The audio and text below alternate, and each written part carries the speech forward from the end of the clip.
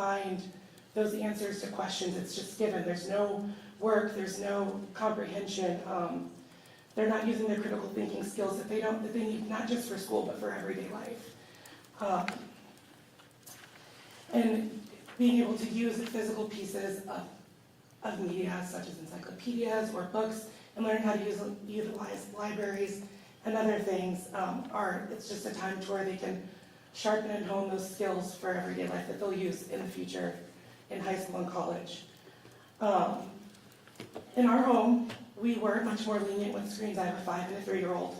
And I noticed in preschool, when my daughter was in preschool at Mark Twain as well, there tended to be, by the time she got home, tended to be more tantrums just because she was overstimulated at night. Then she had all the stimulations from school because we're very lucky to be able for her not to be in daycare. Her grandparents took care of them during the day. So it created a lot of problems at home. And as we've gone into kindergarten, we've minimized screen time during the week after school. So we do little to none. And she does have an iPad, but we have limited to usages on the weekends. And you can see the extreme change in behavior, her ability to focus. There's less tantrums. There's just less noises in our house in general. And it creates for smoother bedtimes, which creates better sleep, which prepares her for her day at school. All in all, screens are a part of daily life. I believe they're just a non-essential item in everyday classroom usage in elementary and middle school. Thank you. Thank you.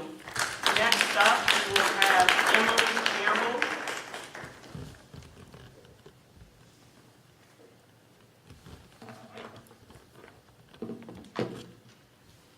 Good evening, my name is Emily Campbell. I have 2 children in the district, and I've worked in financial planning and budgeting for more than 20 years.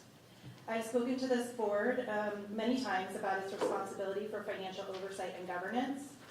I'm here tonight to remind the board of financial oversight commitments it has already made. In the board financial leadership update, the board outlines action steps it said it would take after learning about the district's financial crisis in January 2026. Although the document was discussed by the board at the meeting 2 weeks ago, 2 of those actions require review this evening. First, the board said it would review the district's organizational chart and use an outside firm to review the current district staffing approach as part of its multi-stage approach to obtain and sustain financial health and stability.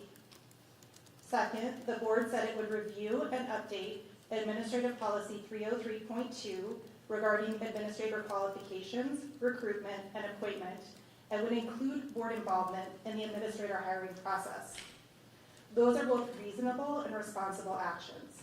They recognize that the district should carefully evaluate administrative structure and hiring before filling high-level positions.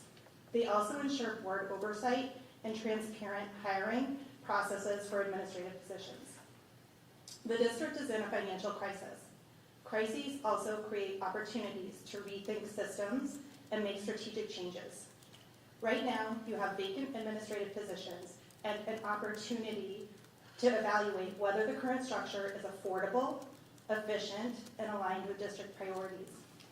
But last Friday, the Iowa City community received an email from the superintendent announcing both his resignation and his request to move into a different executive level role within the district as the executive director of secondary schools. That communication came from the superintendent, not from the board, and tonight that position change appears in the consent agenda for you to rubber stamp without a salary listed, without a contract attached, without a search, without any public discussion, without a budget update, and without the organizational review the board said it would conduct. You cannot responsibly reduce administrative costs if executive level positions are filled before the board holistically reviews whether the positions are necessary and affordable. Director Finch has been requesting an updated administrative organizational chart since March. That is not a procedural request.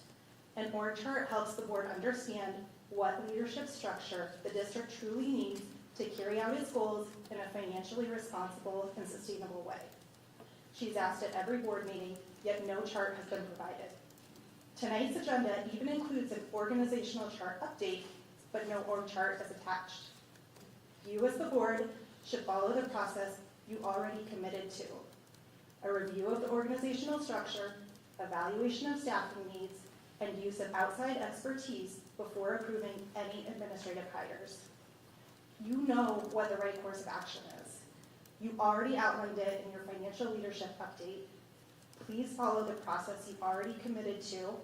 It was a commitment to students, to teachers, to the public, and to yourselves. Thank you. Thank you. Next up, we will have Sandy Hong.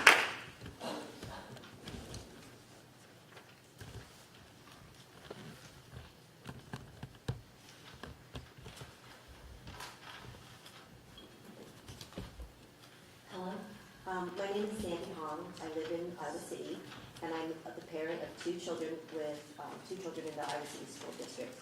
I'm also a pediatrician who has served at the national level at the American Academy of Pediatrics. This is reality. Buying laptops and using online programs and edutainment has not improved learning in our students. If anything, it has added to the digital distraction that is afflicting all American households.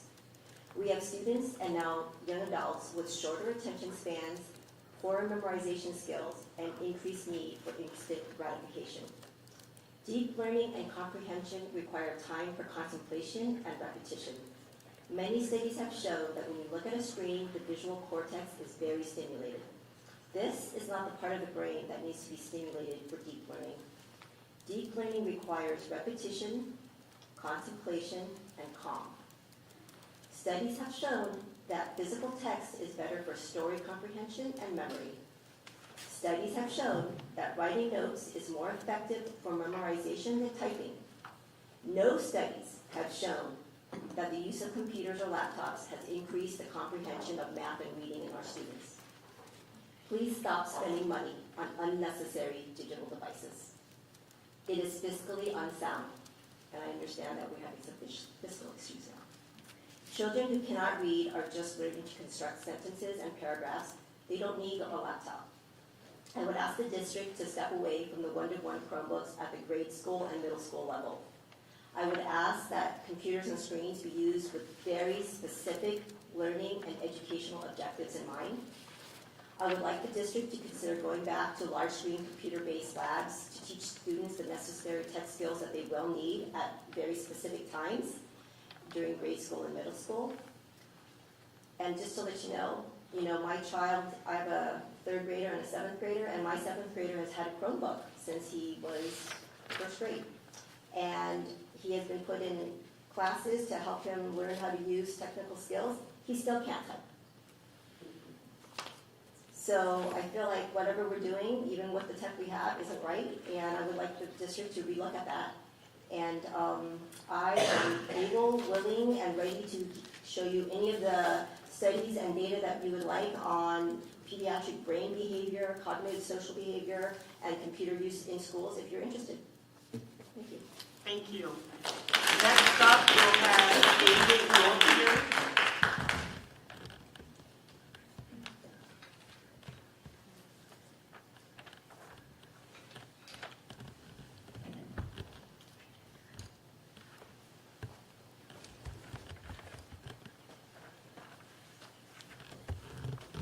Good evening. 3 things I'd like to talk about tonight. First off, equity.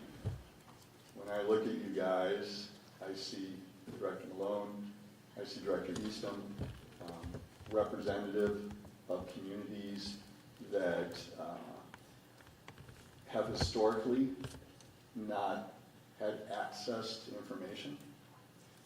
And as I talk to my parents that I coach, that I know, I find that they have not been receiving information about what's going on here. Last week I asked you to please just take a newspaper article. We know who subscribes to newspapers, we know who reads newspapers, and we know who don't. If you could get that information to the community, that would be a step towards equity. If equity is important, we need to share information, we need to be honest. we have not been honest. These emails that we've been receiving have not provided all of the information. I would ask the board to rethink that. We've heard nothing from the board. I've received no emails from the board. I'm not sure if that's the president's role for communication, if it's everybody's role, but it would be really good if the board would start talking, sharing information, and sharing resources so that there was equity. Second issue, so I've had a chance to talk to a lot of teachers this week, and the first response that I've had is, what are they thinking? I hope you guys realize that and I think everybody understands that for legal reasons, for personnel reasons, maybe this movement, maybe this, it's something that works, or you see it as working. But a lot of people have expressed to me that this is not a good move because people are asking for accountability. It's not there. They don't want to see the same faces in different positions. There's a lack of trust. There has been a lot of negative energy and a lot of stress associated with this. And why continue? And I would hope, as board members, that one, you guys are receiving a lot of emails about this, but I hope too that you reach out to our teachers, because I think ultimately they're your most important employees. They're the ones who make the biggest difference. They're the ones who need to be happy. Next thing I'd like to talk about is tech, which people are talking about tonight. 7 years ago, I attempted to meet with district administration and provide a lot of very good scientific data. One of those people that I met with was a Mr. Adam Kurth. You guys probably know his name. What I felt was deflected. I wrote the board a very nice, very well thought out, very long letter. 2 directors contacted me with questions, and they were very intelligent, well thought out questions, and 5 members of the board did not. I did not even receive any type of verification that they had received emails. 7 years ago. Since that time, we've spent $7, $8, $9 million on tech. Half of our schools had test scores that went down last year. Tech has not improved anything. We've spent millions of dollars. That's the basic reality. If you guys want to understand what tech does to people's brains, you've got doctors, 2 of them this evening. You can reach out to people. You can make it an agenda issue. You can disseminate information.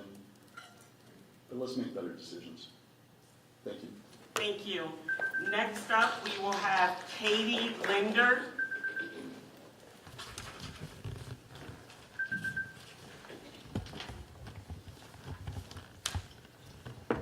Good evening, my name is Katie Linder and I live in Iowa City and have 2 children in the district. I come to you today about the ongoing budget crisis. I, like others who have spoken this evening, was disappointed to see an email come in from the superintendent that it appears the board will approve of his transfer to a less senior administrative role. I think many of us in this community feel it would have been a better practice to evaluate if the role is truly needed, and if determined so, do an open search and have Mr. Degner apply for the role. Given his involvement in the current financial crisis, many of us also in this community feel it would have been fair to evaluate his performance against that of other applicants and ensure the process is both fair and transparent. As you move forward, please don't make the same mistakes of the past. Let's learn from it. I encourage this board to be exceedingly transparent as you search for an interim and full-time replacement for Mr. Degner. This community continues to seek transparency and accountability in this ongoing crisis. We have an opportunity now to do a really hard reset, so let's not squander it.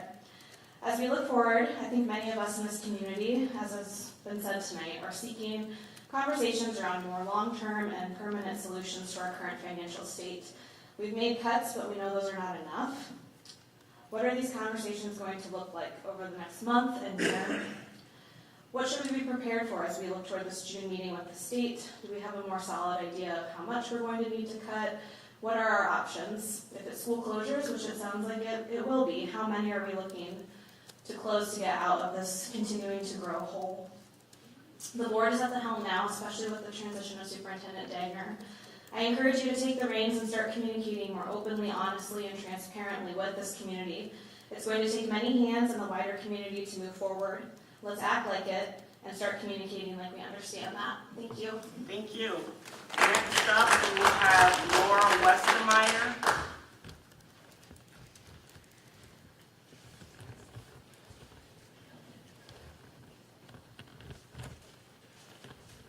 Good evening. My name is Laura Westmeyer, I live in Iowa City. The proposal to demote our superintendent to another senior leadership position is unacceptable and reflects the same failed governance that brought this district to its current crisis.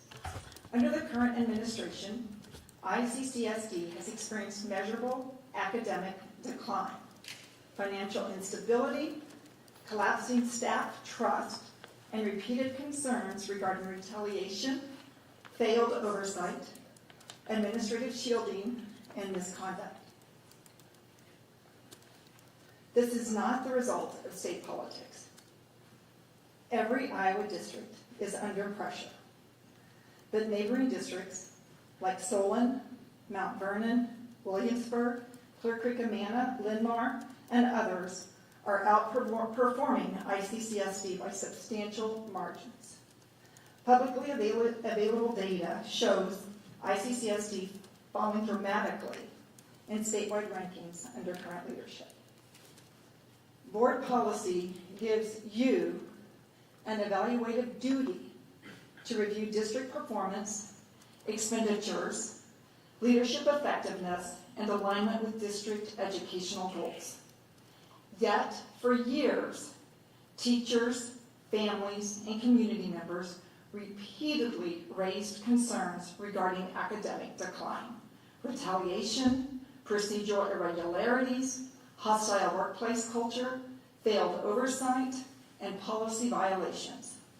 Instead of meaningful investigation and accountability, this board too often deferred to the very administration it was elected to oversee. Oversight is not ceremonial. Governance requires diligence, preparation, independent review, and the courage to confront uncomfortable truths. This board failed to provide those guardrails, and our students, teachers, and community are now paying the price. I strongly oppose retaining Matt Degner in any leadership role with ICCSD. I also urge the board to get an independent external review of administrative conduct, retaliation concerns, evaluation integrity, policy enforcement, and oversight failures. This district does not need administrative recycling. It needs structural reform, independent accountability, transparent governance, and new leadership committed to restoring trust, academic excellence, and integrity to public education in Iowa City. Several long-serving board members should seriously reflect on whether they can credibly continue serving after presiding over this period of decline, financial instability, and public distrust. Our community has witnessed very, very, very poor board leadership. Our students only get one education. This community cannot afford another decade of denial, shielding, and decline. Thank you. Thank you. Next up, we will have Alicia Maggot.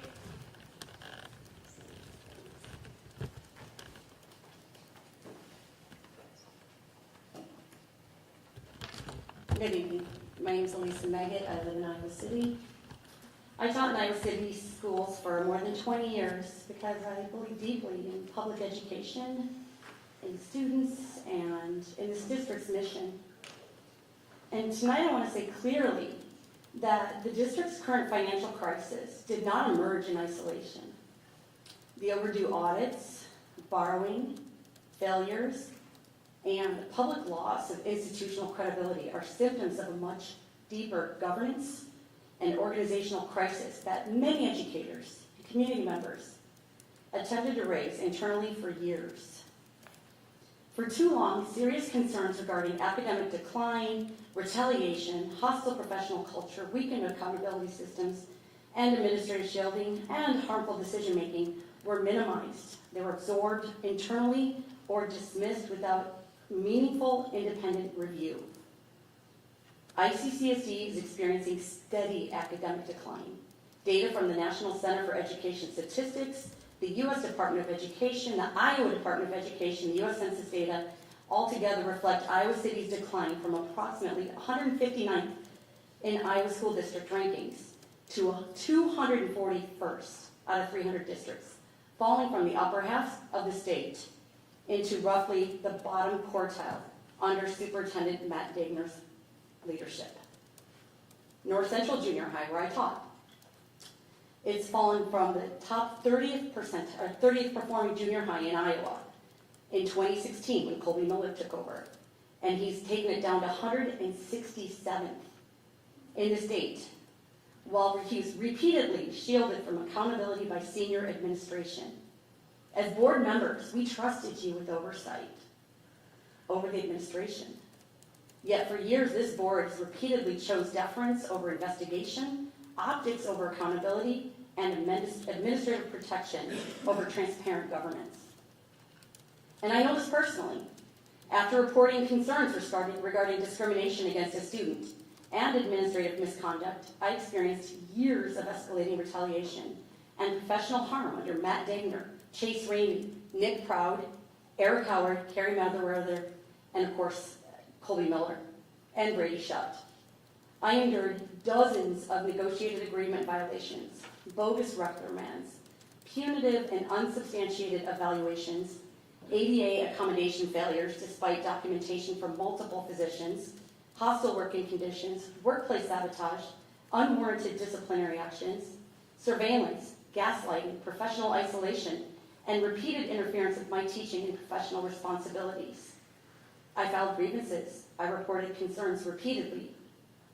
I documented extensively, and this board was informed again and again and again. Yet no meaningful investigation occurred. The administration responsible for these conditions was repeatedly protected and empowered by a board unwilling to investigate, confront misconduct, or impose meaningful accountability. The harm was profound. Over the course of this experience, I developed severe PTSD documented by multiple medical professionals. I underwent hundreds of medical appointments, surgeries, injections, and treatments. Today I had 3 shots alone. While trying to survive conditions that no educator should ever endure in a public institution, supposedly committed to equity, dignity, and educational excellence. But this is bigger than me. This is about what happens to a district when there are no guardrails. Healthy public institutions require independent oversight. Next up, we will have Maka Pilcher Hyatt.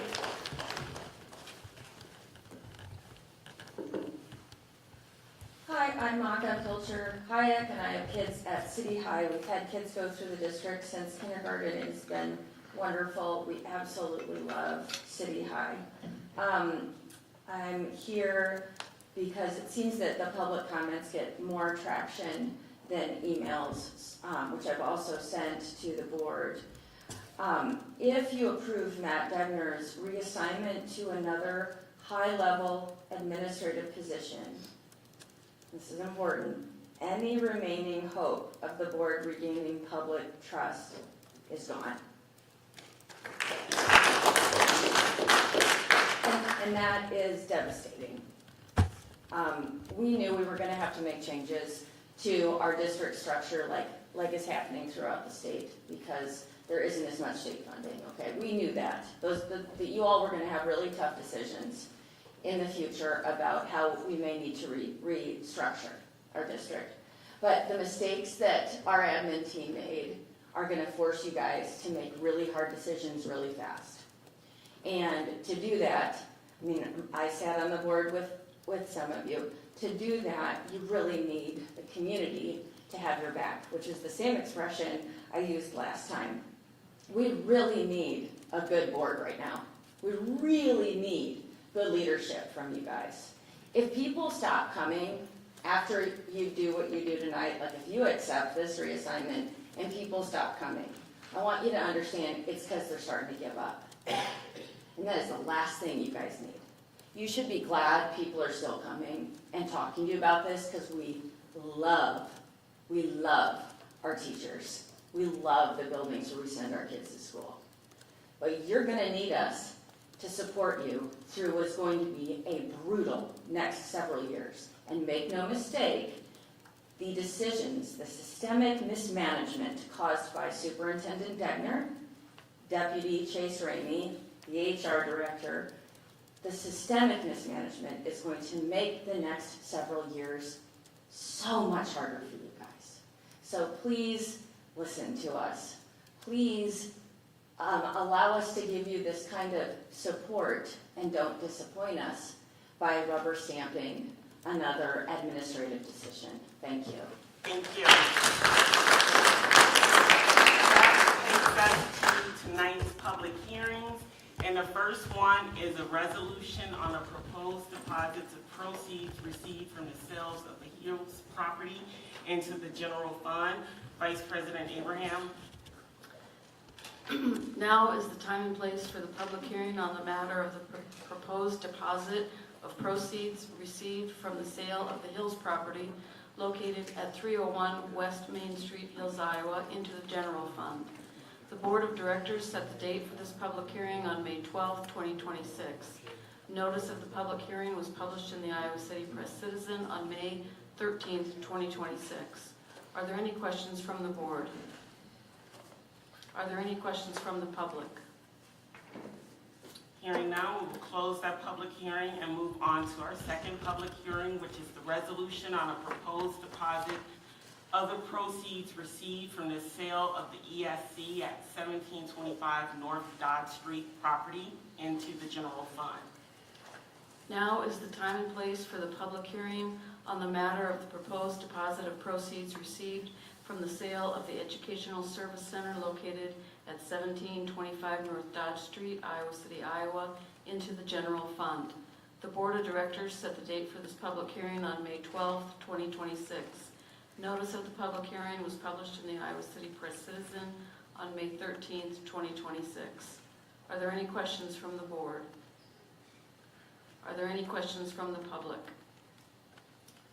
We will close that public hearing and move on to our last public hearing, which is the resolution on a proposed deposit of proceeds received from the sale of approximately 42.4 acres of unimproved real estate. Now is the time and place for the public hearing on the matter of the proposed deposits of proceeds received from the sale of approximately 42.4 acres of unimproved real estate previously purchased from Scanlon Family LLC into the general fund. The Board of Directors set the date for this public hearing on May 12, 2026. Notice of the public hearing was published in the Iowa City Press-Citizen on May 13, 2026. Are there questions from the board? Are there questions from the public? We will close that public hearing. Next up, before we get to our consent agenda, were there any questions from directors who reviewed the bills this cycle? Hearing none, are there items from directors that directors would like to pull from tonight's consent agenda? I would like to pull the personnel agenda, please. Thank you, Director Lingo. Are there any other items? Hearing none, is there a motion for tonight's consent agenda minus the personnel agenda? So moved. Second. Board Secretary Cobham, ready to vote? Online voting is open. Kim Hennig, vote. Thank you, Director Finch.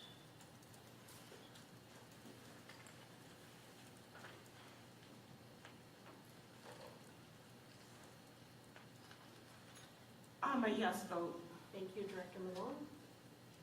Director Lingo, how would you like to vote? Should be a yes.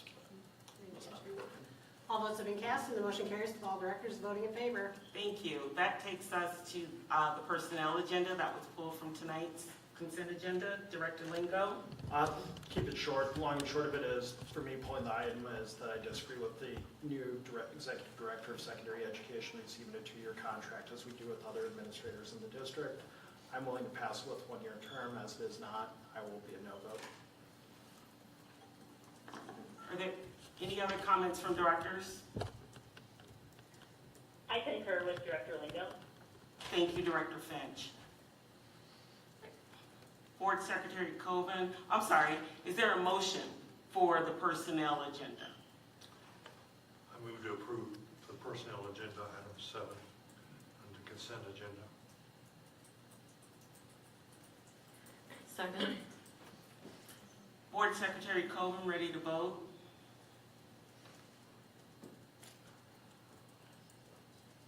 Online voting is open. Kim, I'm a no vote. Thank you, Director Finch.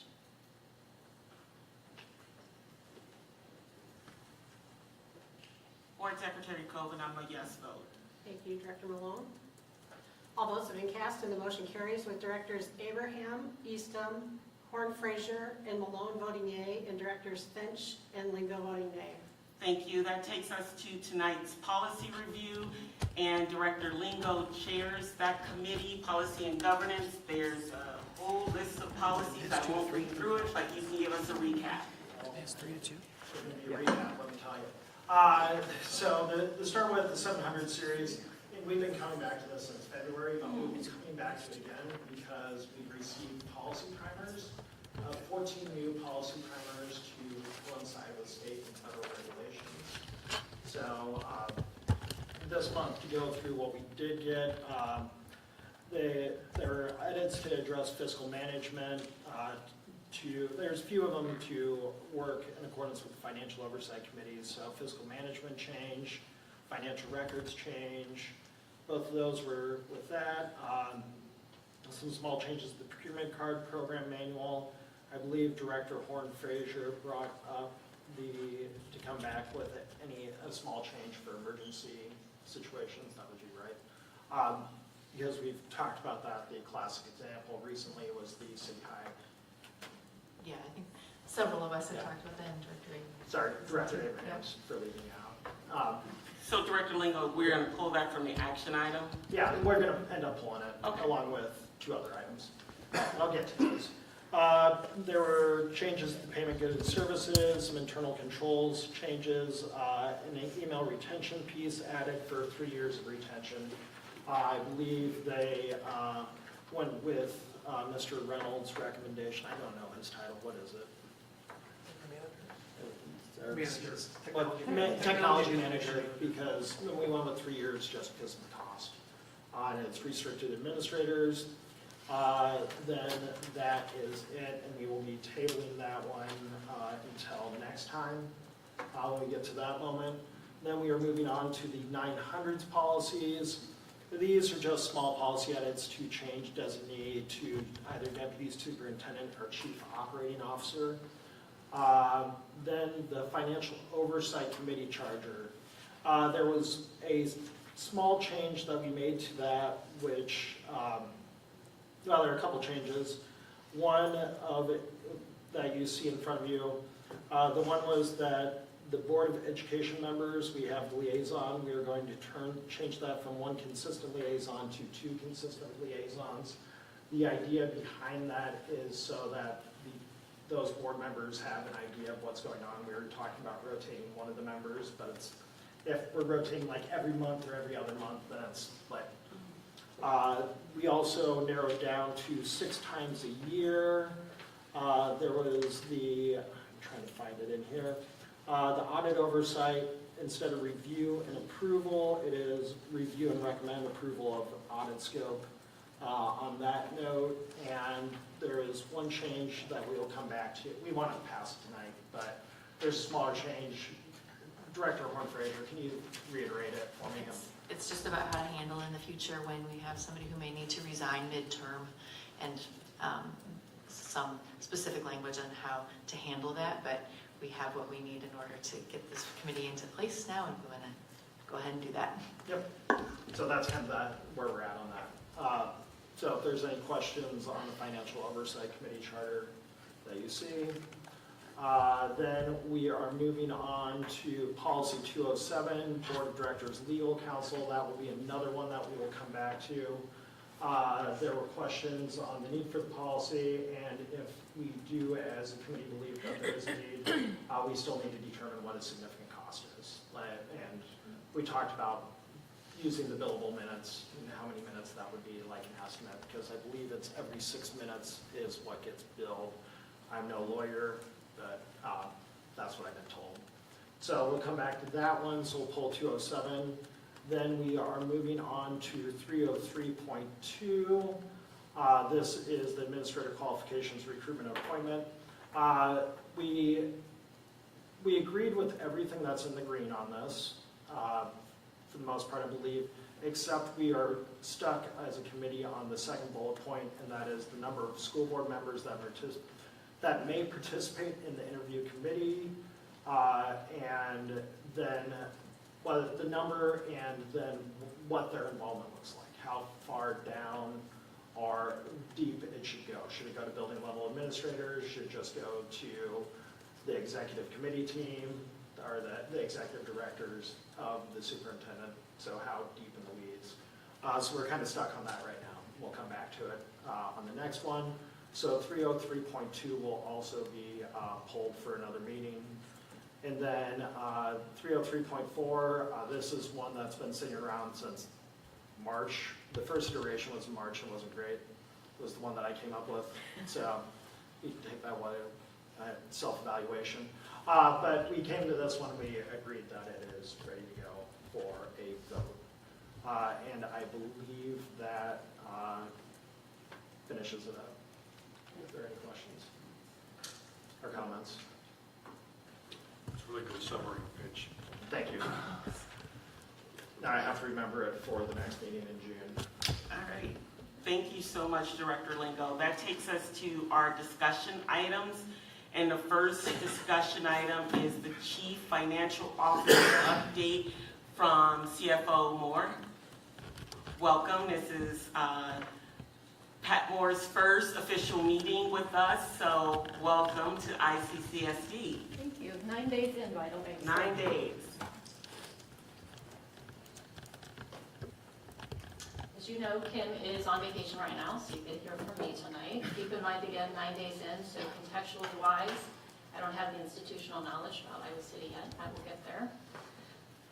First of all, we'll talk about the FY24 audit. Last week on Tuesday, we sat down with Monsac and Fromel and got the initial information.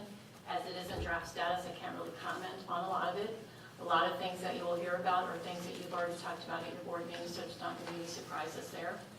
Next step, internally, we're actually going through the audit page by page, looking for typos, looking for anything that we may have comments on. If there's grammatical errors or anything as such, we're going through all those. Compiling the comments and the questions, and we'll send those back to the auditors, and then once that's done, a final report will be put together. The intention at this point was the July board meeting. The auditors will be here to present the audit to you, so any questions that you have, you can ask the auditors. At that point, once it's accepted by the board and considered final, we file that with the state so we can check mark off fiscal 24 audit done. Next step, they'll be back in August to do the field work for the fiscal 25 audit. Same thing, once the initial audit is done, we'll get everything internally, we'll meet with them, go through all the processes. Once that's done, they'll come back to the board. The intent is they'll be at your November board meeting, which would be your FY25 audit. At that point, I think you've discussed in prior board meetings, it could be appropriate at that point, once it's filed, that the board would apply for bond rating. So that's another check mark. So 24 audit, 25 audit. 26 auditor, they will be on site during the winter, follow the same procedures, go through, meet with us, present everything, and my hopes, although I have not conveyed this to them yet, since we're only one of their clients, is I would love if we could have everything done back to the board in March and approved and sent to the state by the 3/31 deadline, which would mean we would be compliant again, 24, 25, and the 26 audits completed. A couple other things to mention, internal work, bank reconciliations are complete, 23, 24, and 25.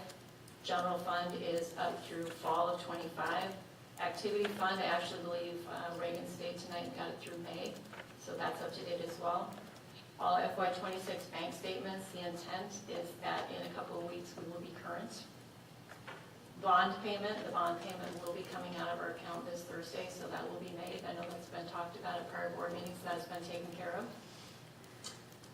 Internally, I'm just starting to learn things, so I'm just starting the FY '27 line item budget process, which is going to be pretty big, but pretty excited about that. Just sharing a couple of parting comments since I'm pretty new to this. Staff have been very busy, not only on the FY '26, but they've also been between fiscal years accompanying the audit process. Personally, I spent a few days prior to coming here because I wanted to meet the staff and see how they interacted with each other, what their job was, do they have what they need, all of those things. And the one critical piece that I wanted to know is, as we've heard tonight and everywhere else, a lot of negativity coming into work, hearing that constantly. So my question to them was, what brings you to work every single day? There's two things I wanted to share with you. One of them was their team. They love their team. They love being a part of that team. The other thing that was resounding across everyone I talked to was their belief in the Iowa City Community School District and what it stands for and what it has stood for. So just know that there are people internally that completely believe in this district and think that we're headed in a great direction. That's just my personal take from my face on the job. One last shout out, if I might. Kurt Pratt, I know he's going to kill me, but I would not still be here without him. He's been a lifeline, so I appreciate it very much. Thank you, Kurt. Thank you. I would open it up for questions or comments from directors.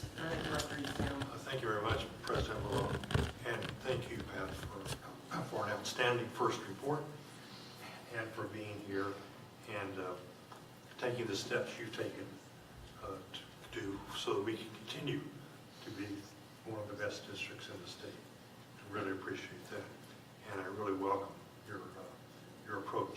Thank you. I feel very fortunate to be here. Thank you. I want to second that and the welcome and how glad I am to see you in this role, and I appreciate your efforts to get up to speed really quickly. And I apologize if this is outside of what you're prepared to talk about. I was just looking at the reports, the update, the summary of progress as of May 22nd, and I had one question, and I don't know, again, if it's something you have a ready answer for, and I understand if you don't. There was a comment about something that was found in the audit in FY23 about a surtax that was counted as it should have been accounted as revenue and instead of an expenditure or something like that. I was just curious, there wasn't a context for the size of that, and I know that one of the things that you found, that has been found during this whole process, is that sometimes our starting financial position is different one way or the other from what we initially found. I was just curious if you had any comments on that, since that was in that last report. I just hadn't seen it. I probably couldn't comment on that complete honesty with you just coming in contextually. I just kind of sat into that audit meeting for the first time. Okay.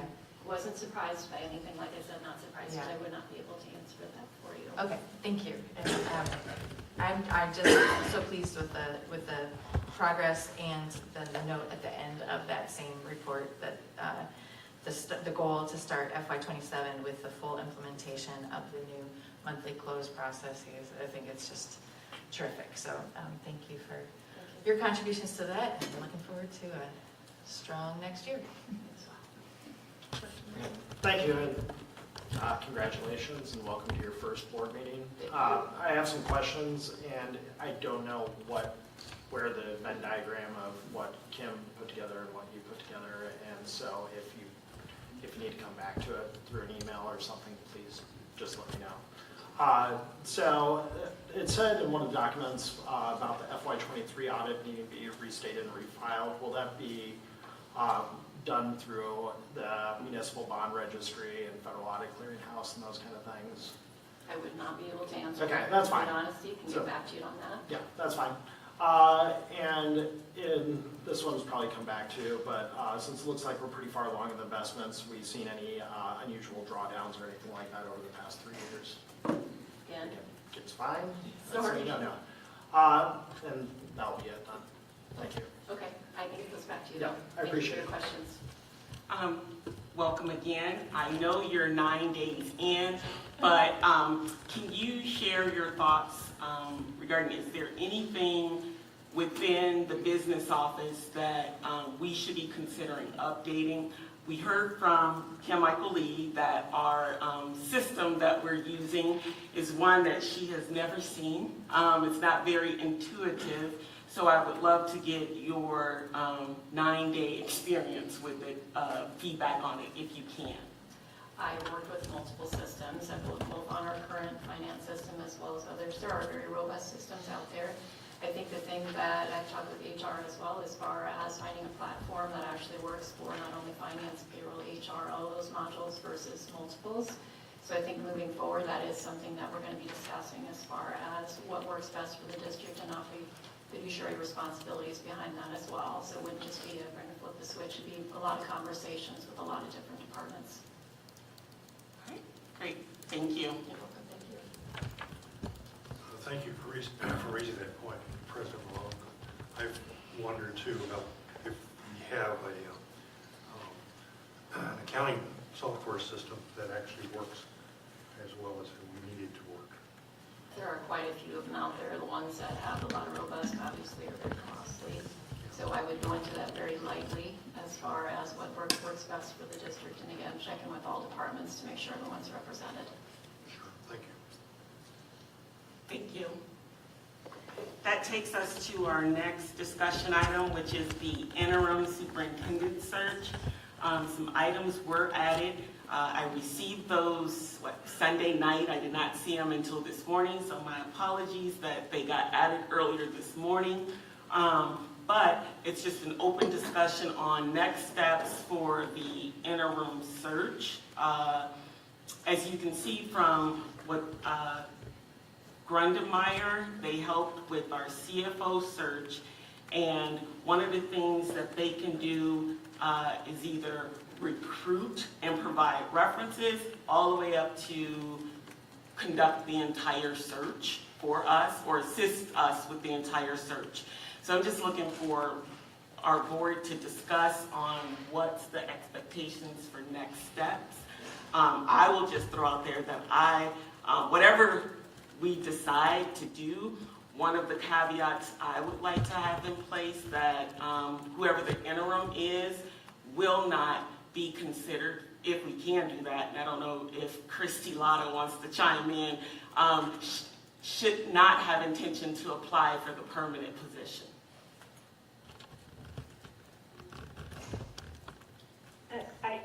I think that'd be fine. I don't think that's probably anything you need to require, one way or the other at the outset, but I think that's a fine expectation to have. I would agree with that. I also want to just make the case for, no matter what we decide to do with respect to this firm for this interim search, to not engage at this point in any kind of package that is interim plus full term or full replacement.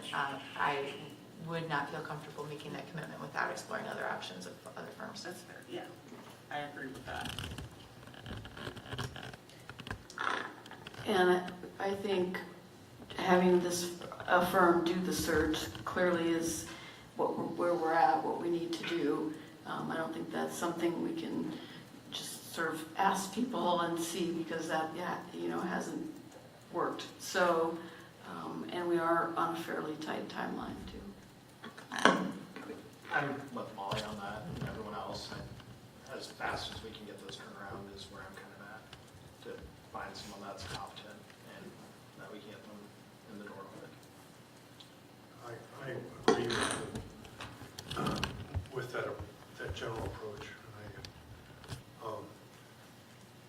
I want us to go as rapidly, at a pace that's as rapid as possible. And also, and I'm sure we will, I don't have any doubt about this, we'll take whatever time we need in order to make a good offer. Director Finch? This is Jane. I'm here, trying to interject a little bit. Obviously this needs to happen rather swiftly. However, I was a little bit confused that there was no resignation for approval on the consent agenda today, which is why I did not approve the the overall agenda for the meeting. So we have our legal counsel on the line. Do we have any comments about pursuing a search in the absence of an accepted, approved resignation by the board? Well, I think by virtue of approving the transfer, you agreed to an early release of contract. That would be, I think, the way that you would consider this. If there's any question about that, we can certainly, have there be some sort of ratification or some other, formal measure to solidify that action, but I don't think it would preclude you from moving forward with the search. Yeah, I was a little bit confused about the explanation given to me about why there wasn't a resignation up for approval on the personnel agenda today, because, if we look at other positions that were on the personnel agenda, there were resignations that went along with approval for the new job. So I just didn't understand why there was no resignation for the board to approve at this meeting. And if we are able to add that to our action item at the end of the meeting, I would be in favor of that.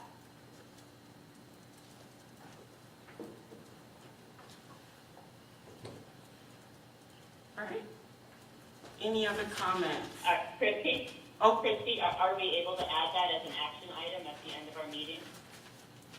Well, I think what I would prefer is to have that be just something that's ratified as part of the personnel agenda, so that you're able to say, just to clarify that that's the meaning there, that obviously one can't hold two contracts at the same time, that this is an early release from the first into the second.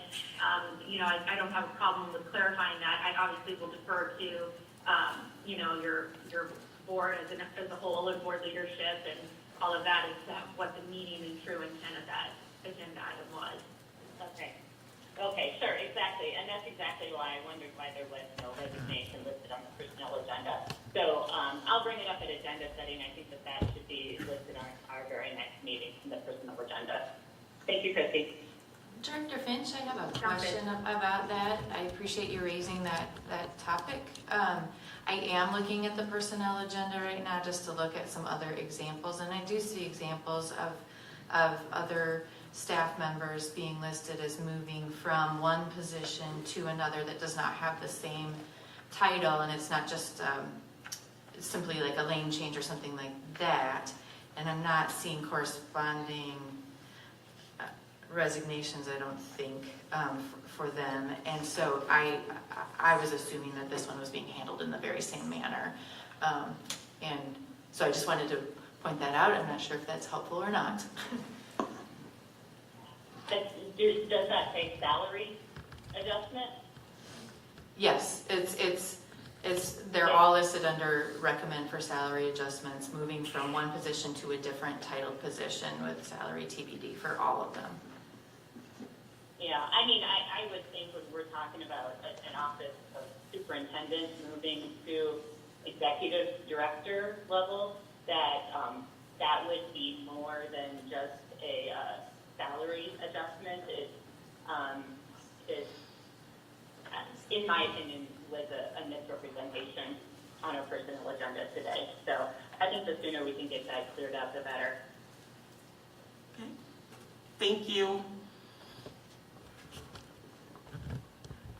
Are there any other comments? One of the things, I'm sorry, if there's not, one of the things that we can do, we had June 2nd held for a potential board work session with representatives from the Iowa Association of School Board.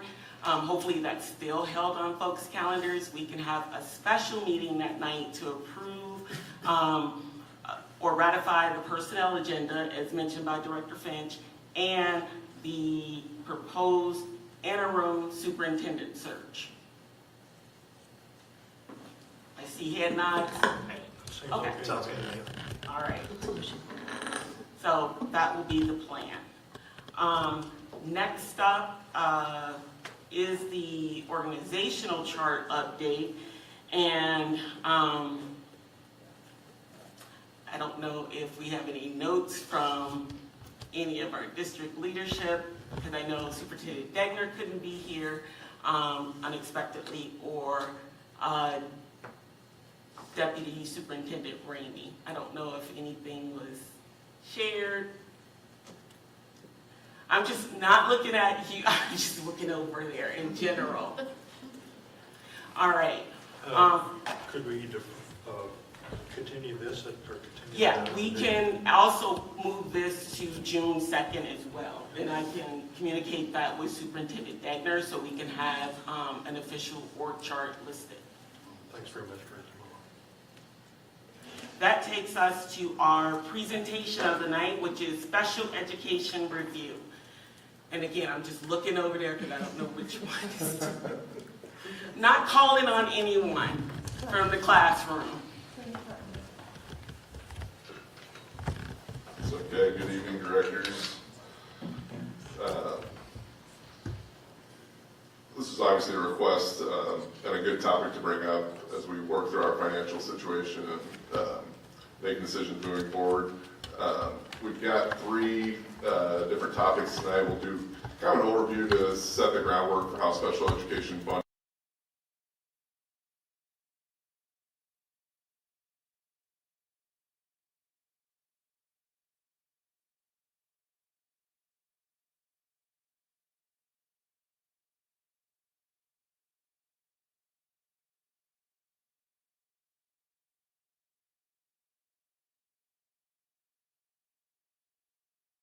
Lucas have helped craft this presentation. We've got some coordinators with us if they want to take a moment and introduce themselves. If you have more specific questions, they may be better able to answer than I do. So if you guys want to take a minute and introduce yourselves. Thank you. My name is Jake Vitens. I'm a coordinator in special education. I work most closely with our social, emotional, and behavioral health students. Lisa Ann Johnson, secondary coordinator. We support our principals and our lead support teachers in part of our special education classes in the secondary grades. Under Vitens, elementary coordinator. Lisa Anstead, I do most supports at the elementary level. Thanks, guys. They didn't know I was going to make it. So to start with the overview, so special education isn't part of the general fund. It's not necessarily categorical. It's more just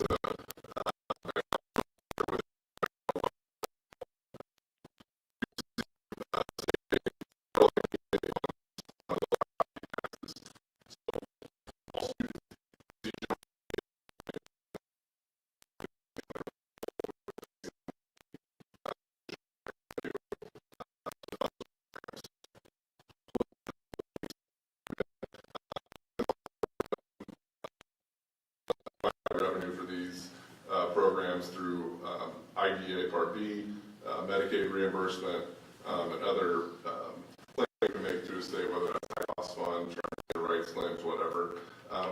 Also, at the end of this presentation, if you're following along, there's an appendix that has a little better definition of some of these terms that if I don't give you a definition and you don't see it at the back, just say so, and we'll go over it.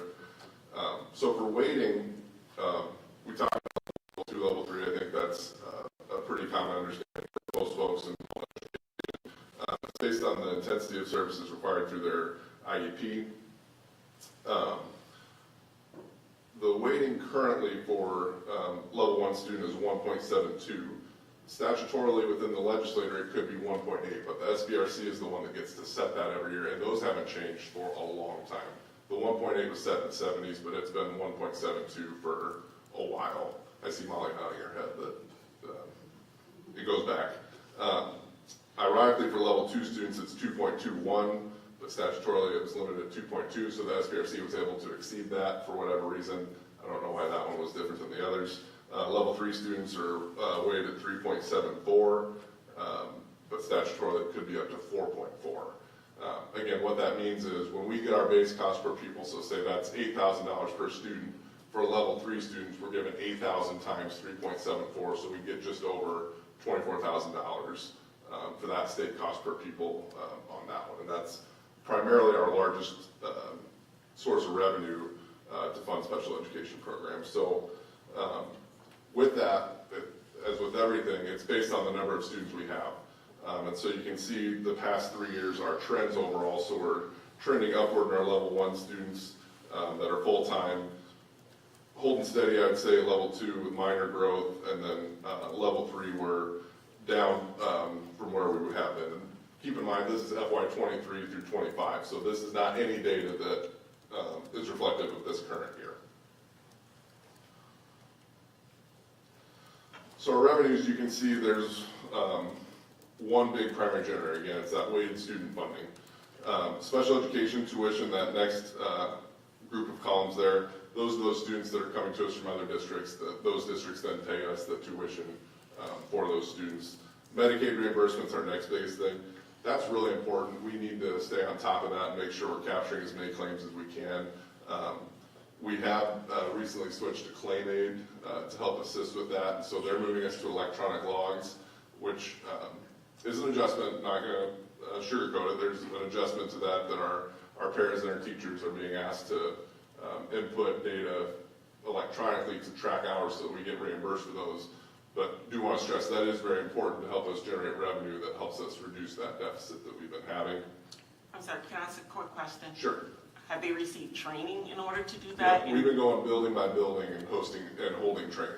And any schedule changes to ensure that they have time during the day to actually input that data? That's a better question for the team over there, I would say. Yeah, we actually just, every building has gone through training, just to finish that up, because that's just a change that we made recently.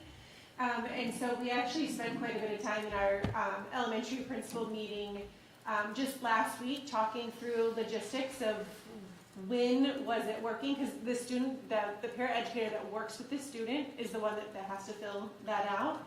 And so sometimes it's, we need to do, it's done in like 15-minute increments, and so sometimes it's, okay, we're going to break up the half day, and then when you transition from student A to student B, then we're going to go ahead and enter that in. We've also toyed with, for really short times that they're with the student, maybe doing that on paper so that you can still get all the anecdotal notes and then going in afterwards and entering in it. And so we've just been really working through the kinks as we've been implementing this for 2-3 weeks maybe. Okay.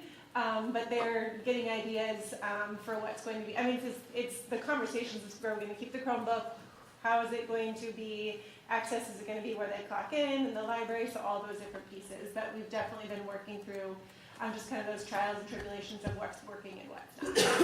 Thank you, sorry to interrupt. You're fine. Kurt, kind of a follow-up question. Do you think you're at the point where you have a pretty good idea of how the staff is doing with entering that information? I think we're doing pretty good overall.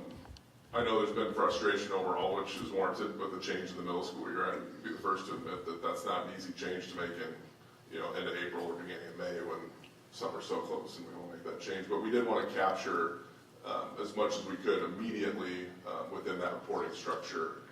And then we'll revisit again in the fall. I know we've talked about, from the training perspective, making that a piece of our onboarding with orientation that happens here at the district office, that if we know either a teacher or a paraeducator is going to be working in a special education environment, that we just go ahead and train them here so they can go to the building and have that rolling. And so I think that's one of the things we'll probably look to implement this summer to make sure that it's not onerous on the buildings to make that training happen.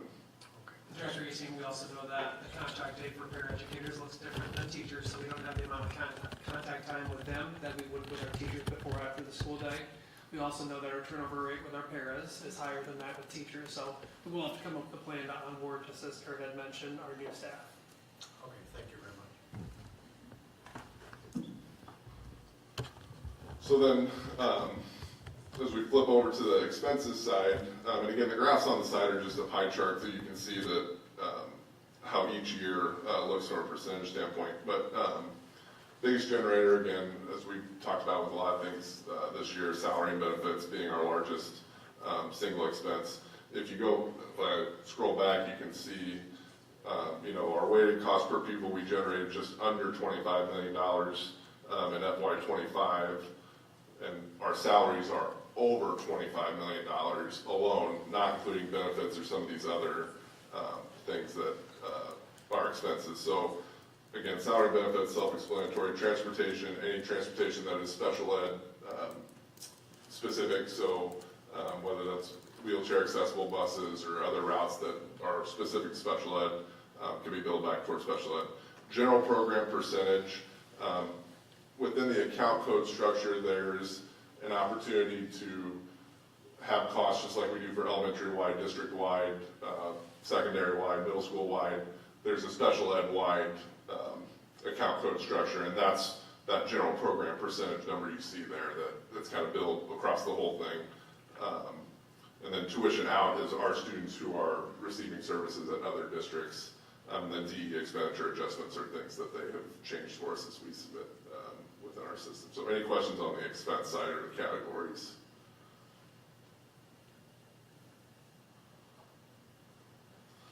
So then, I think the impetus for this discussion was the significant increase we saw from FY '24 to FY '25.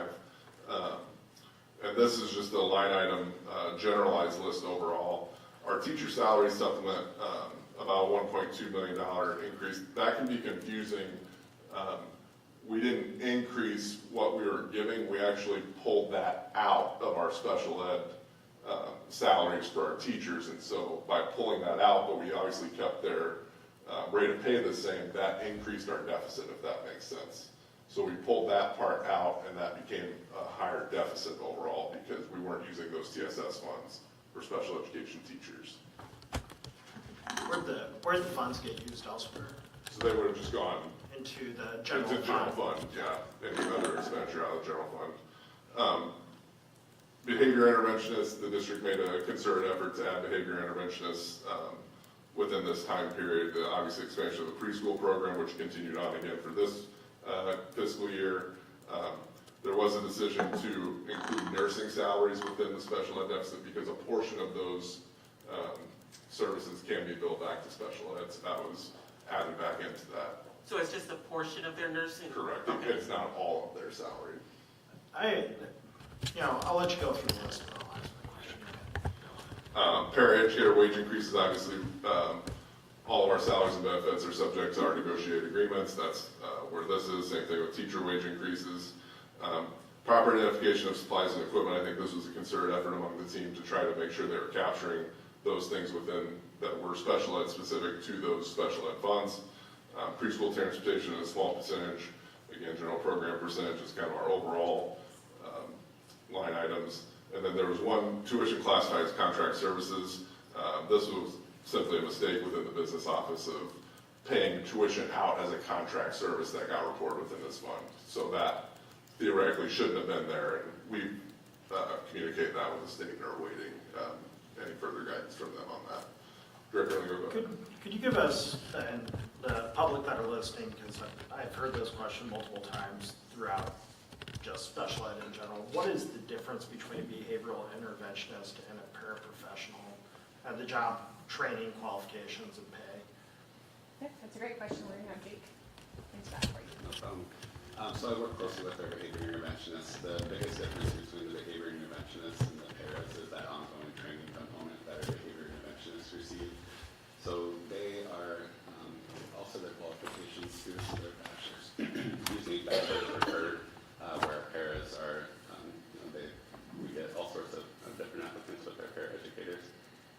And then in terms of the ongoing training, our paraeducators, like Lucas noted earlier, we don't have a ton of time with them. Beginning of the year with their contract being different, so a lot of that training is just going to be as needed, and it'll be specific to the student or students that they're working with. So not all of our paras, necessarily work in the area of behavior. For example, when I work with a student who has medical needs or something like that, so their training would be very much different from a para who's working in the area of behavior. Our behavior interventionists, they have that ongoing training, like I said, so we have time with them at the beginning of the school year during some of their contract days before the start of the school year. to do some professional learning. And then we also have some time throughout the year, so like those Thursday afternoons, we might have some professional learning opportunities. But then a big part of their job is our lead support teachers support them on a daily basis with job embedded coaching. So they might be working right alongside them to say, hey, here's a student who's struggling. How might we do a preference assessment? How might we work with this team to improve the student's plan? Did I get your question? Yeah, I think so. Appreciate it. Could I just follow that up with another question about the PIs? I noticed there has been a large increase from 18 to 25 to 39, and I'm just wondering if we are seeing an impact, if there truly is a need for that many, or that increase in the behavior interventionalists, and if I could get any more information or comments on that. One of the reasons that we've increased those BIs is because of the admin feedback. These have been, we hear a lot of good things about our BIs, and specifically to help with some of the safety concerns in the buildings. So I know that some of the conversation that the board's been a part of and our administration has been about safety concerns with teachers. So this has really been, an area that we've leaned into to get some training for having a staff member in that building. So the increase is mostly with our building BIs. So we've increased our secondary ones and our elementary ones to have them be less shared across the district. So that would be the kind of the short answer to the increase. The piece I'd want to highlight in terms of like the impact would be our Chapter 103 numbers have remained very low over the years. So we're right on par with where we were last year at this time, with having very low numbers of 103 reports. Our staff injury reports, that's something that we've been diving into as a team as well. I don't have numbers on those to kind of say, has it made an impact or not, but that's something else that we could dive into as well. Thank you. So for my understanding, as I understand it, this slide that shows significant increases of FY 24 to 25, the increase is about $7.2 million. As I understand it, that increase reflects increased services to kids. I mean, I was leaning on team, I would say for the most part, I think we would agree with that statement. I see some head nodding over there. Okay. And that increased services is in part increasing the number of people, trained people who are providing their education, their special education to kids who are qualified. Yep. Is that right?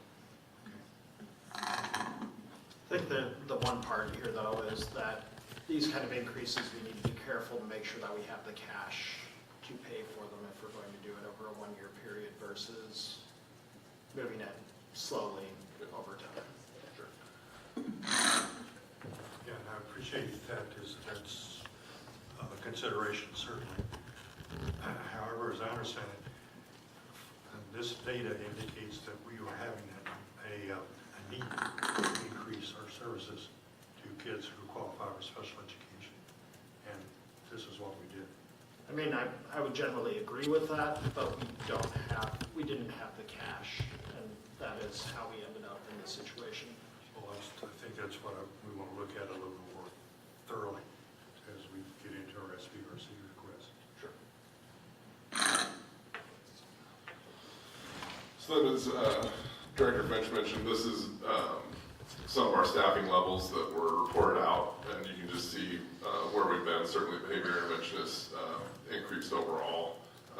Preschool teachers, preschool paraeducators, obviously that was a concerted effort to expand those programs as well. Any specific questions on any of this overall? For FY 26, do we see anything substantial? Yeah. And I didn't put those one ahead of time, so I apologize if you don't have it. I don't know that we've broken it out for our FY 26 numbers that we're kind of tracking. I don't know that we've broken it out to this level within that. We certainly can. And I just realized that FY 26 isn't over, and you're probably, it's a you've moving added target right now. it's probably a moving target until you're, so. I apologize on that. You do anticipate a little bit with preschool piece, because this FY '20, so the fiscal year '25 would reflect that '24-25 school year when we were doing the pilot, with those 6 full days, and so there will be a little bit of an adjustment with preschool paraeducator and preschool teachers. However, one thing to note is that we did already have full-time teachers. The FTE was there. They're just teaching full day instead of the 2 half-day sections because we're offering that full day. But we did get to add preschool teachers in order to allow for that full-day preschool at every one of our sites. Can you go back one slide? I have one other question. And I see that we have the paraeducator wage increases and teacher wage increases with our negotiated agreements for FY '26 exceeding what we thought they were going to be. That will grow for fiscal by the end of this year as well, right? I would assume so, yeah. Thank you. Did we have any increase in other paraeducators or only the preschool paraeducators? Director Finch, are you talking about the supervisory pairs that exist within the building as well? Or so just special? I'm talking about I'm talking about the staffing level slide that shows there was an increase in the preschool paraeducators, but there is no mention of any increase in other paraeducators. Like overall? So you're talking about special ed paraeducators? Yeah, just special ed from K through 12 outside of preschool. Yes, there was an increase in those as well. We just don't have those numbers. The numbers that we pulled from here are direct from What the state required and requested. The numbers that I asked for earlier today, it was question number 8. With those numbers, it showed FY '23 526, FY '24 560, and FY '25 585. Were those special education paraeducators only, or did they? Those are special education paraeducators. I guess we should have explained this a little bit better at the beginning, and apologize for that. These were the positions that the state had asked us to define when they have been reviewing a majority of the UEN's deficits. This wasn't just a unique thing to Iowa City. And so this is what they had asked for. So those are just the descriptions, but as Director Lingo mentioned, he did ask some other questions, and so we did see an increase. The number of paraeducators that we're going to have in a given year is really hard to predict because that's dependent on the IEP team's decision on whether or not a student, needs that paraeducator support and what that might look like for a student throughout the year. But just from FY '23 to '25, there was an increase of about 60 paraeducators. I think there's a, Okay. I'm sorry, Jane, are you finished? Oh, yeah, sorry. I was just trying to reconcile the numbers from the staffing level slide to the slide that was prior to that showed that the increase in paraeducator wages increased by nearly $1 million. So I knew that there were some numbers left out there, and I was just trying to clean that up a little bit. Thank you. You answered my question. Eliza, I think that's a good point you're talking about there, is that the number of paraeducators that are needed for special education instructional work is, in fact, has to follow their IEP plans. Correct. And that IEP plan is a key thing that we do as a district to make sure that every kid who qualifies for special education gets it. Yep, and it would be the IEP team who, none of us are part of a student's IEP team typically, but whatever the IEP team decides in terms of how to best meet that student's needs and what they need in order to access core instruction.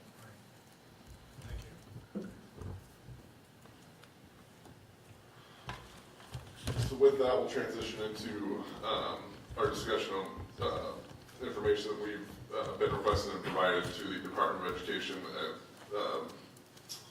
Executive Director Proctor kind of mentioned it. We had an initial information request as to why our deficit grew so much, which was some of the information that we just talked about, but then we received a subsequent request to provide more information and more narrative on some of the things that were in that initial submission.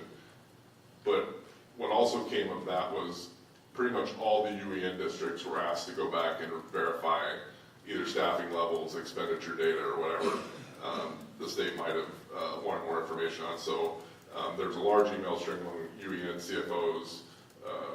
We had, I think, 3,800 lines of expenditures that a lot of the team over there went through and said, yes, this is a verified expense. But I think Davenport, just one item off the top of my head, they had over 5,000. So some of the data we're presenting is something that a lot of the UEN districts had to go through overall, so we were not alone in that. So roughly the timeline, in December, we had our initial request for information, and then in March 2026, they came back to us with more requests for information that was much more specific and detailed.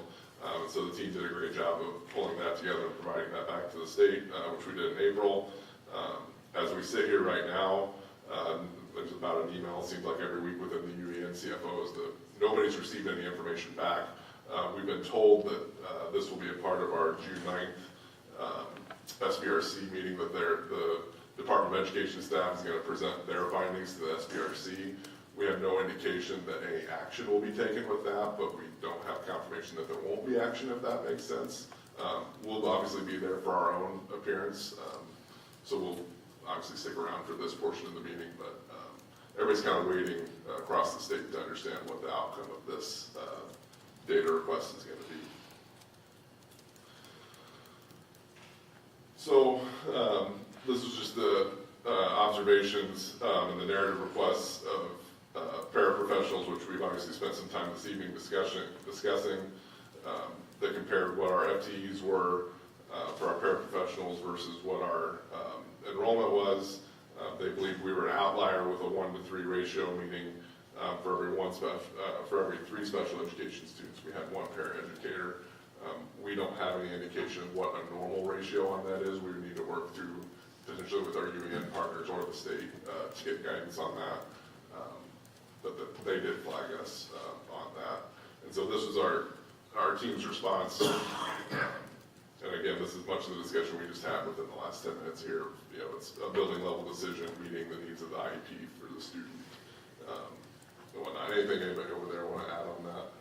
Yeah, I think it's important, and I will let Lisa and Tanya to talk a little bit about this, but important to just highlight the work that our coordinators and our lead support teachers have been doing with our case managers or teachers around the student independent mapping, which is what's talked in here about the SIM, because it has been a tremendous amount of work that has some really positive impacts, because our goal is for every student to be independent and to be able to be a part of their classroom just as their same age peers. And so I'll let them talk a little bit about what that SIM process looks like. I don't know, I just decided to make it. Yes, where do we start? 4 or 5 years ago, we started to kind of dig into the role of a paraprofessional and the impact it can have for students, and along with the importance of it. Research shows there's also considerations that teens need to think about in the sense of how it can affect students socially, emotionally, self-esteem, those sorts of things. So it's a really important decision that IEP teams carry. And so to help support our teams in really thinking through that, a group of educators put together what we called the Student Independence Map. And we named it that intentionally because we wanted the focus to be on students and the importance of building their independence versus necessarily that parafading or that parent role. In that Student Independence Map, like I said, what that entails is gathering teams in collecting data and information around what are the specific needs of the student, what are all of the different ways we can support those needs, whether it's through accommodations, whether it's through peer supports, or whether there are adult supports that are necessary. So really having teams dissect that and think about that.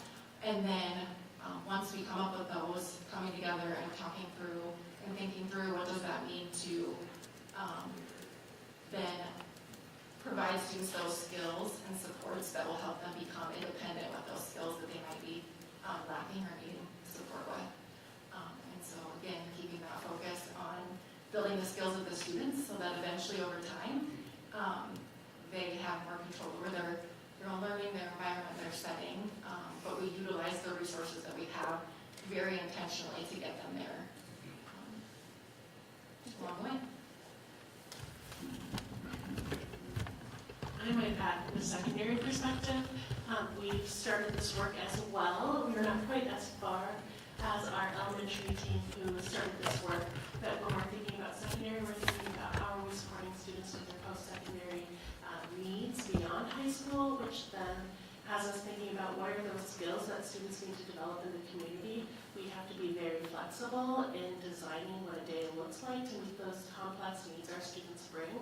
And then I want to also share just that structure at secondary as well, thinking about our continuum of services. We have co-teaching classes that are available that also helps to reduce the number of paraeducators that need to support students within those classes because we have a gen ed teacher and a special education teacher collaborating on supporting accommodations and modifications for our students. And then lastly, I think it's been said, but I cannot impress the importance of the IEP team and the partnerships we have on that team with families, gen ed teachers, other service providers like our special education social workers coming together to look at that data and determine what is the need for our students and creating that least restrictive environment as much as we can. Those are hard, heavy conversations at times, and we're really making them at the best interest of our students to ensure their success.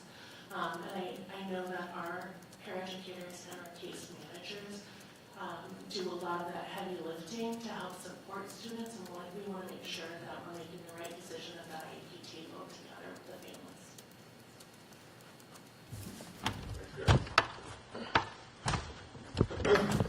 So then this was again just an explanation of the proper identification of supplies and equipment, and what expenses were for special education. We'll talk more about this maybe a little later. Behavior interventionists, again, we talked about this. I don't know if the team over there has anything they want to add on that. I feel like we covered that pretty well overall. Nurse salaries, again, not their full salaries, but to the extent that we're available and they're able to provide services for either chronic health conditions or other IEP needs or within Medicaid. Again, it's just proportion. And then tuition misclassified as contract services, again, as we discussed, just simply a wrong coding on a payment that resulted in an expense. So the last piece, then we'll open up for questions, was our expenditure review. Again, that was that 3,800 line item file that we had to review. The team did a great job going through that. It was kind of all over the place in terms of very minor things versus some larger things. Some of the larger things I can remember was some transportation that the state had flagged for whatever reason. And transportation, as far as special education goes, the minute a general education student steps onto that vehicle or bus, it becomes a general education vehicle. It is no longer able to be billed as a special education vehicle. And so I think some of it was some confusion on that overall. But you can see the total is just the total amount that the state had flagged within our submission that needed our response. We indicated yes to about 97, almost 98%. Some of the things we indicated no on just because there was either a lack of documentation or as we read through the guidance overall on what's an allowable expenditure, it was determined, at least from the leadership team, that that should not have been coded as a special education expense. So again, this is one of those things where we're waiting on to hear back from the state of what are the next steps going to be within this. So with that, any other questions or discussion or other information people would like to have for this topic? What kind of internal controls and audits does the school district have for reviewing special education finances and independent reviews of the special ed departments? Yeah, so a lot of this information came from our SES, and I just realized I didn't pull up a table that I should have. Kim had it pulled up for me. And so to answer your question, this is our special education balance sheet. This is for each of the past 3 fiscal years. This outlines everything of where we spend, and then spits out our deficit or surplus if we were had it. So through the CAR and through this is kind of how we're accountable to the state overall. Internally within the district, it's a similar process and procedure that we have for any other expenditure in terms of there's typically an approval tree of a teacher may request a supplier expense. It then goes to the special education team.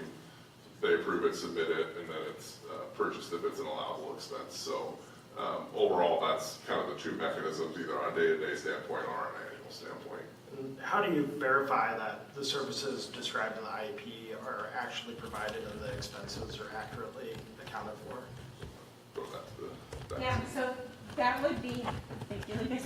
That would be primarily the responsibility of that case manager or that special education teacher to ensure that what is written into an IEP is what is delivered for that student, as well as collaboration with the general education teacher.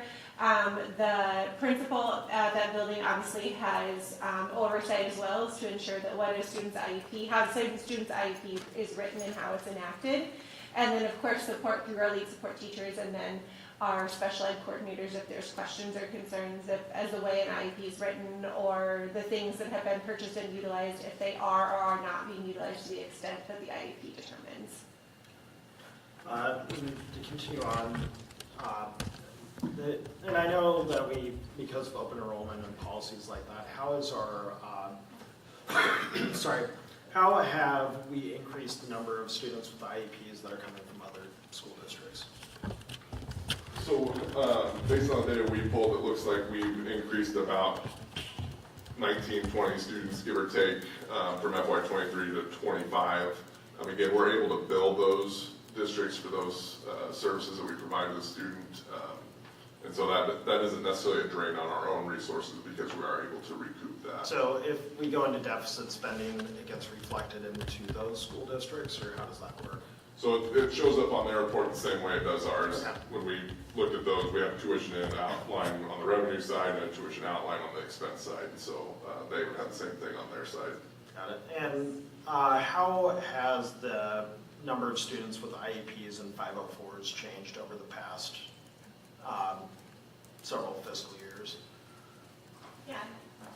Total numbers. They've increased. And so if we look at the number of students that have IEPs from the fiscal year 23 to 25, we went from 1224 to 1499, so about 1,500 students. Students with IEPs have grown from 693 in 2023 to 796 in 2025. And so both of those students that receive accommodations with the 504 plan and students that receive, that have an IEP, those have increased. Those second numbers you gave were 504 is yes. That covers my questions. Thank you. So Kurt, looking at this this final slide here, showing special education expenditures and revenues for FY23 and 24-25. This slide shows that for FY25, for the special education expenditures and revenue, we were about $8 million roughly of revenue under expenditures for 25, about $8 million more than in 23 and 24. So the deficit part of the cost of providing special education was less than our revenue for paid for the special education. I saw $8 million in 25 that above the previous year. So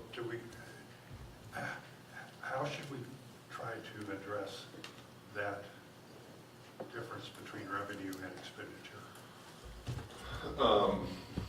That's a tremendous question. And given that most districts, we spot checked a few this morning to see other deficits that, most districts, I would hazard a guess, even over 90% across the state probably run a deficit within special education. It is not uncommon by any means. You know, unfortunately, we're doing everything we can to meet the needs of the students, but there's not always funding that reflects those. Right, and I think you've made a very great case here tonight that what we are doing for educational needs of special education students is appropriate for every student in this district. Yeah. But I mean, we, as with anything, we'll just have to be judicious as we move forward and have those conversations that we need to have about what the appropriate levels are.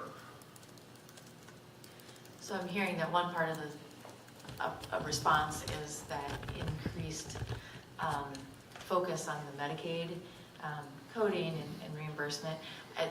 I understand that that's not a huge amount, and so I guess do you see?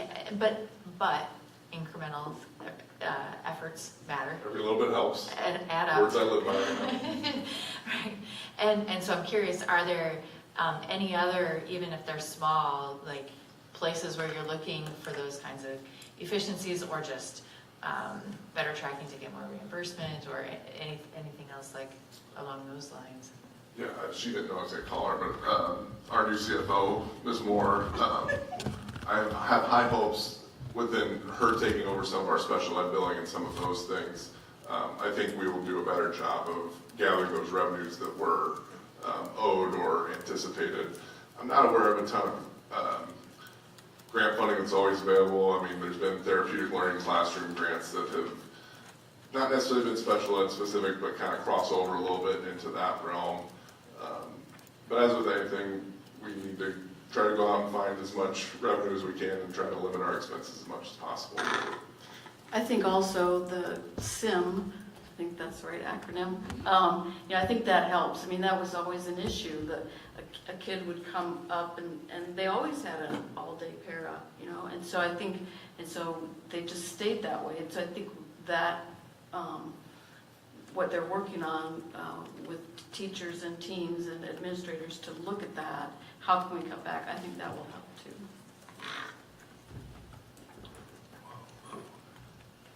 While I appreciate the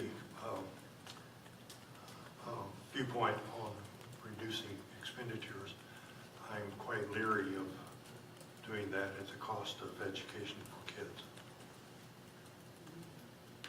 Yeah, so I will say, I don't think I heard that piece, that it will be at the expense of the educational needs of our students. It's just that as a district, we will do our due diligence to ensure that those expenses fall within the realms of what that student needs, as well as code it correctly. Is that like the best summary of what? Yeah, but don't let it take away that there's an active plan to reduce any amount of Correct. this. This was the information. As with any revenue or expense, we just need to be judicious. Yeah. So it's not that, what I'm taking away from this presentation is that we are not going to actively start looking at our students' IEPs or 504 plans and saying, nope, we got to cut costs and get rid of BIs or paraprofessionals. It's just that we will ensure that we're doing our due diligence to monitor all of those and that they are necessary and coded correctly. And we're using whatever revenue streams to sort of mitigate some of those expenses. I agree with that approach. I'm not going to be Pollyannish and say that we're going to do that absolutely perfectly, and imperfection in the system can not have the consequences that we would like. And I recognize too that nobody has a crystal ball and can see into the future, but I'm curious if there is a sense of how much these types of increases will continue. Will we be I know we've got some likely changes in enrollment that will affect this, but I know there are a lot of factors at play. And so my question is really not so much, what do you think is going to happen next year or the year after, but how will we think kind of globally about planning within our budget for this so that we can manage it? I mean, I think to Director Lingo's point earlier on, in terms of maybe instead of making some of these changes that greatly increase the deficit all at once, that there could have been maybe a roadmap to stretch that out over a few years.